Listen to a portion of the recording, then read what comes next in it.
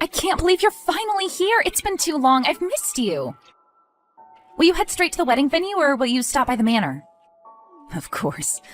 I wouldn't miss my precious sister's wedding for the world. I'll get my clothes and drive straight to the venue. Is that all right? Am I allowed to take my car, or should I show up in a horse-drawn carriage? I couldn't ask every guest to find alternatives to driving. We've made exceptions for cars and mobile phones. Didn't you read the invitation? It was all discussed there. I skimmed through it. I couldn't finish reading without risking straining my eyes. Was it necessary to write it in cursive? Well, I'm not too sure. The wedding planner said it was, so we went with it. Was it that bad? No, it only gave me a mild headache and vertigo after reading it twice. It was almost harmless during the first read-through. Give me a second. I should have the final designs of the invitations in an envelope somewhere. I'll take a look at them. Sure. Oh, God, why did no one else mention this? We sent out over 100 of these. I swear it looked different as a sample. It also had much less text on it. Well, first of all, I'm worried you're surrounded by a lot more yes men and women than you'd like to admit. And secondly, does the font really even matter at this point? The invitations have served their purpose. Didn't you say you'd already received confirmation emails? Yes, but what if they've also ignored the theme and the special requirements? They've all received their garments, but I doubt that'll be enough to clear up the confusion regarding the theme. I assure you, it's not as confusing as you make it out to be. Is that so? What is the theme then? Tell me.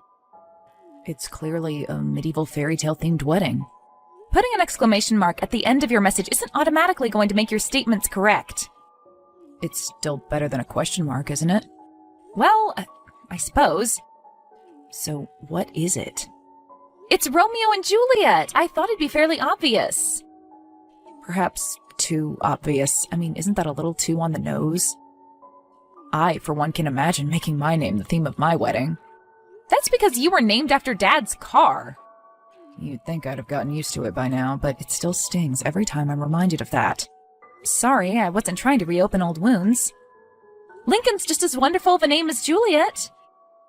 And even if it wasn't, what's in a name? Are you brushing up on your Shakespeare quotes for the wedding? Oh, come on, give me a break. I didn't even say the whole thing this time. Now that I think about it, it's a little strange.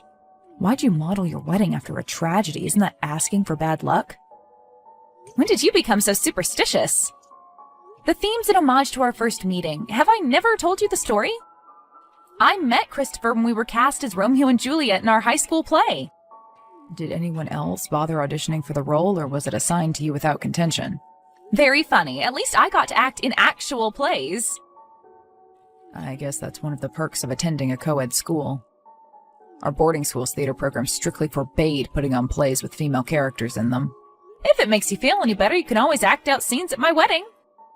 Which scenes? Those that don't involve death. Out with tragedies. We're revising Romeo and Juliet as a romantic comedy. Well, it's more of a romance than a comedy. We'll change some things around and get our happily ever after at the end.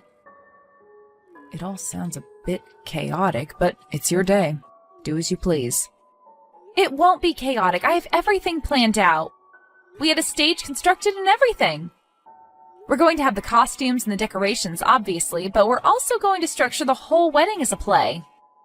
We'll have a prologue and an epilogue, and in between we'll have the readings and people acting out scenes. Oh, and we'll have a musical prelude. It's going to be a magical day. You've really put a lot of effort into this, haven't you? Well, yes, it's a once-in-a-lifetime occasion. Is the groom just as excited? He is. He hasn't been involved in the whole planning process. He's only seen bits and pieces of things, so I'm betting he's going to be pleasantly surprised when he sees everything come together so beautifully. I'm sure he'll love it. I'm normally not a big fan of these grand events, but I'm looking forward to tomorrow. I'm happy to hear that. I have to go now. I need my beauty sleep. I can't show up at the ceremony with dark circles under my eyes. Right, of course. Good night. Good night.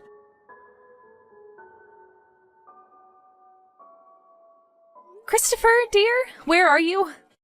The bride texting on her smartphone doesn't really go with the theme. Are you all right? Are you stuck in traffic? The orchestra's waiting for my cue to start. We can delay the ceremony for an hour or two, but any longer than that, and we won't be able to keep up with the schedule. I'm sorry, Juliet. I can't do this. What? I thought you liked the orchestra. I'm not talking about the orchestra. I'm talking about this wedding. I can't go through with it. I'm sorry. You must be joking. Tell me you aren't being serious. I'm already in my wedding dress. The venue, the guests, everything's ready. The only thing that's missing is the groom. You can arrive late. It's okay. We can cut out an act or two. I won't be coming. Please don't wait for me. Where are you, Christopher? That's not important. All that matters is that we're over. How can you be so cruel? We made a vow. You promised we'd be together until the end of our days. Did those words mean nothing to you? Back then, I really did feel that way, but over time, my feelings changed. You know I've been making preparations for this day for years. How could you leave right now? Is this even you who's texting me? Perhaps you've been kidnapped, or perhaps somebody's threatening you. Tell me if you need help. Juliet, I need you to calm down. You're in denial. That's perfectly normal. Take a deep breath. Everything's fine. Everything's not fine. What kind of twisted individual do you have to be to do this to someone? If there were issues, why didn't you bring them up sooner? Where are you? I need to see you right now. I'm with Abigail. You're in the old servants' quarters? So you're here at the wedding venue. Why would Abigail be in the old servants' quarters? Well, the maids and waitstaff are using the rooms as storage units. Since she's one of the maids, I just assumed she was with the rest of the staff. Wait, why are you making me justify my words as though I've insulted her? Why are you with her in the first place? Sorry, was my statement too vague? I'm with Abigail in a hotel room. We're planning on living together from now on. I left you to be by her side. You can't be serious. We've known each other since high school. Are you really expecting me to believe that a woman you met only a year ago is the reason you're leaving me? Well, yes, that's the truth. Whether you believe me or not isn't going to change anything. I still don't get why you do something like that. Why on our wedding day? Isn't the answer clear? I fell in love with her. She's so gentle, sweet, and loving despite the world constantly trying to bring her down. The day I looked into her beautiful, sorrowful eyes, I knew I wanted to hold her in my arms and shield her from harm the rest of my life. Could you please stop gushing about her? You're the one who asked for an explanation. I tried my best to win over these feelings, but with each passing day I could tell we kept drifting further and further apart. I know my decision doesn't make a lot of sense to you, but the heart wants what it wants. Heart? Love? Do you think it's that easy to fool me? What you're doing right now isn't motivated by love. You are trying to hurt me. You deliberately chose the day that caused me the most pain. That's not true. I never meant to hurt you. I got dressed, I got into the car until the very last second. I believed I'd be marrying you, but then I was overcome with emotion and realized I just couldn't bring myself to drive toward the venue. Overcome with emotion? You're unbelievable. What am I to do now? Should I go out there, get a mic, and tell everyone the wedding's off? I can't do that. What else is there to do? Come back and tell them yourself. What? That's the least you could do for me. Come here and tell everyone we're no longer getting married because you cheated on me with one of my maids. I can't do that. I don't want to demean my one true love in front of our guests. So you'd prefer me to be the one who demeans her? She did nothing wrong. Why'd you drag her into this? Please, let's just part peacefully. Perhaps that would have been possible had you asked to break up before the wedding, but it's too late now. Are you ready to lose all your connections in the span of about 10 minutes? Your boss, your coworkers, your friends, and family members, all of them will denounce the man who left his pregnant fiancé at the altar. What are you talking about? Are you planning on lying about being pregnant just to gain their sympathy? Please don't do anything you'll regret in the future. Why'd I need to lie? I was going to tell you after the ceremony. It was supposed to be my surprise wedding gift for you. How long have you known about this? I found out last week. I don't know what to say. Are you sure the baby's mine? Could you have come up with a worse response? Of course the baby's yours. If it's still here after what you've put me through today, you're welcome to take a DNA test. I'm sorry, I didn't mean to ask that. I wasn't thinking straight. I just can't believe this is happening to me. To you, and only you? How do you think I feel? Today was supposed to mark the beginning of our big, happy family, but you've ruined everything, all of it. I don't know what I'm supposed to do. Would you like me to come back? It's still not too late, right? I can make up an excuse and we can go on with the ceremony. Were you always this shameless? What about your one true love? Aren't you worried about her? Of course I am, but that doesn't mean I'm going to run from my responsibilities. Does she know? What? That you've been two-timing me. Was she aware of that this whole time, or did you lie to her and told her we were on a break or preparing to separate? She knew we were still together. I didn't want to lie to her. Yet you had no problem lying to me. Do you want me to keep apologizing endlessly? Let's just be adults about this and decide what we're going to do. I've already told you what I want from you. Confess your wrongdoings in front of our guests, and I'll consider letting you see the child every once in a while. All right, I'll do it as long as I get to keep Abigail's identity secret. I don't want her to suffer as a result of my reckless actions. Could you do me that one favor? For old time's sake. Sure. I'll let you keep in touch with our child and keep Abigail's identity hidden as long as you do everything exactly I tell you to. How long will it take you to get here? Okay, I'll do as you say. I'm about 25 minutes away. I'll come alone. Perfect. Are you still wearing the clothes we picked out? What does that have to do with anything? You said you'd do everything I told you to. I spent so much of my time and resources on this ceremony. The least you can do is play your part. I'm confused. We'll make an announcement about the breakup after the ceremony's over. It's just one performance. Do it for the sake of our child or your lover's reputation, whichever works for you. Are you sure you aren't planning on having your guards detain me as soon as I enter? In front of 100 guests? Don't be ridiculous, I'm not that petty. All you have to do is come here and do as I say. And you promise this will be the end of it?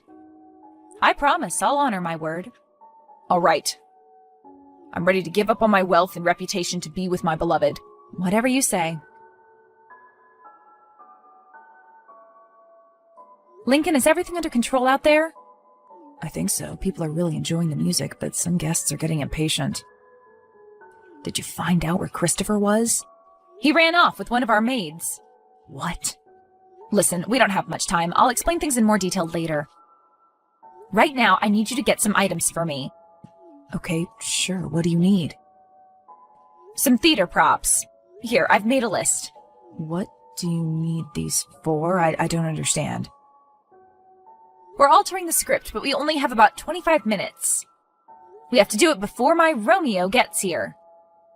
Are you sure you want to go through with this? Some of these items are a little questionable. Where does one even buy a fake pregnant belly? Lincoln, please, just trust me on this. If you can't find the fake pregnancy bump, I'll use a round pillow or two. The effect should be similar enough. All right, I'll do whatever the leading lady wants. You're the best brother in the whole wide world. I know. Okay, you go get the items and find an additional actress. Do you reckon Emma could help us out?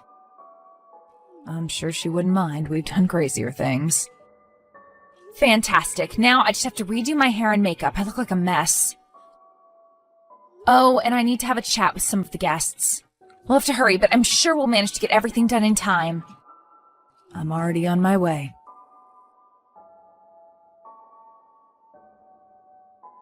The ceremony started 2 hours late. The music, the costumes, the food, and the decor was all perfect. Everything was going according to the script up until the actual wedding scene. A quick costume change revealed the now pregnant Juliet ready to marry her true love as their families rejoiced. Out of the blue, a woman dressed as a maid frantically cut through the crowd and embraced Romeo, who, after sneaking a glance at Juliet, reluctantly held on to her. The music turned somber as the narrator explained that without the thrill of the forbidden romance, the couple's infatuation with one another had faded. Bored and still very much irresponsible, Romeo had sought comfort in the arms of another. The groom leaves with the maid by his side. Distressed, Juliet grabs a conveniently placed dagger and plunges it into her heart. But something's not quite right. Her brother runs onto the stage as the stupefied audience watches on and starts screaming for help, dialing 911 on his phone. Terrified, Romeo and the maid rush to her aid, and then applause. Some of the guests in the audience start clapping loudly as the rest join in hesitantly. Juliet gets up, takes the hands of her brother and the maid, and bows. Thank you, thank you. They thank the audience as the curtain falls. Perhaps I did go a bit overboard with the dramatics, but didn't he deserve it? He wanted to make a big show out of our breakup, and I gave him just that. I've always known my brother was a great actor, but I didn't expect his girlfriend to play the role of the maid so well. She had tears in her eyes and everything. As promised, I will not take visitation rights away from Christopher. As for Abigail's identity, well, after his shaky confession at the wedding, I'm sure people won't have much trouble putting two and two together if they ever decide to so much as dine together in public. I'm sure he'll manage to get back on his feet someday, but he'll definitely have to bid farewell to his career in politics. Anyway, I won't make the same mistake twice. I'll play it safe and choose a less tragic theme of my next wedding.